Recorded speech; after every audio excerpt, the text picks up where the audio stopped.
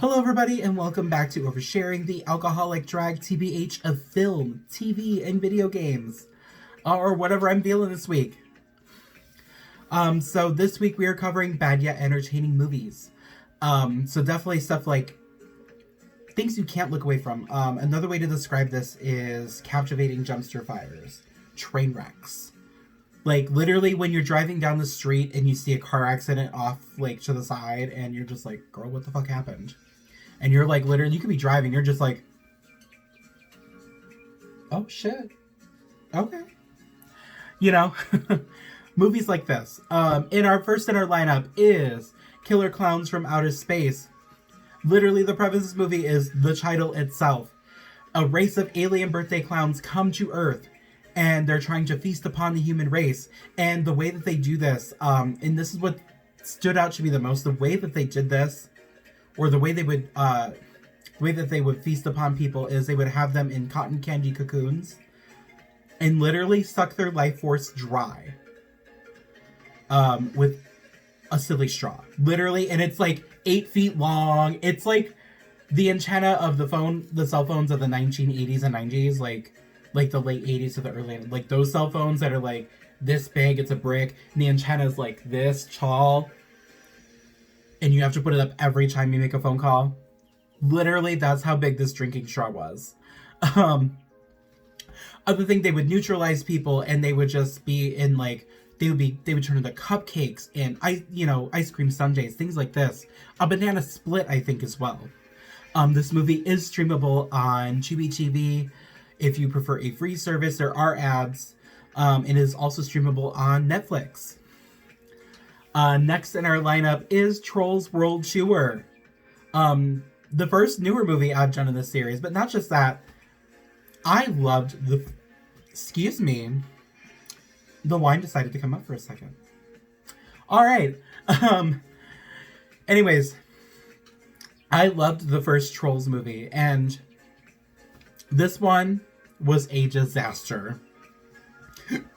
Now, while DreamWorks has made $38 million and counting from their theater to home service to provide families a place to still watch their movies that are new in the theater, and enjoy it from the comfort of their own homes at the same time. Definitely something more film companies should definitely look into doing, especially with the way things are with the world. Definitely something to look at. For most film companies to do. Literally, I paid $19.99 for this movie to rent it for 48 hours. Literally the cost of 2 movie tickets, and you can even make your snacks at home.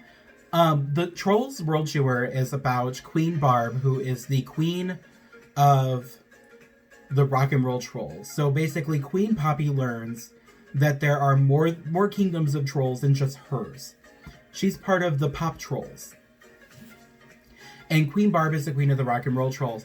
And she's trying to steal the harp string from each different kingdom in order to turn everybody into rock zombies. So that way she can just have her own set of friends. And the movie teaches you values that it's okay to be different. It is still played by the original cast, which is Anna Kendrick and Justin Timberlake. I streamed this on Vudu. It's definitely something you can definitely make an account for free. Like I said, the cost of 2 movie tickets, there's a lot happening in this movie. Definitely something to check out. Next in our lineup is Howard the Duck. Howard the Duck is it's something else. I also found this movie on Vudu as well. I believe it's you can rent a copy of it for $3.99. I'm not sure how long the rental period is for whether it's 24 hours or 48 hours. Or you can purchase it for $7.99, which is what I did. Because I was committed. I was like, I'm going to buy this movie. Howard the Duck is directed by George Lucas. Literally none other than George Lucas. And out of all the Star Wars movies he has directed, this is my favorite George Lucas film to watch. It is about Howard the Duck, literally a humanoid duck that gets transported to Earth from a parallel universe and is trying to make his way back, and is met by a few other characters and interesting people in the movie. And his companion is played by Lea Thompson. who plays a rock star in the movie who's just going through hard times. Literally, the band that she's in reminds me of one of those like 80s cover bands that you go and see at bars, and that everybody's just drunk off their asses and no one's really paying that much attention. They're like, they're living for the music, but they're like, oh, I'm, you know, it's background noise for them. And definitely something to check out. So many things are happening in this movie. This movie deserves to be watched at least once. It's one of the biggest what the fuck movies of all time. So yeah, definitely check this movie out, as well as the others that I have mentioned in this video. Honorable mentions are Tremors. Like, the entire series of Tremors is definitely something to check out, because it gets wackier and crazier with each movie. Critters is another one. There's so many others. If you know other bad movies, The Room. The Room. Directed by Tommy Wiseau. Which is what the movie The Disaster Artist was based off of.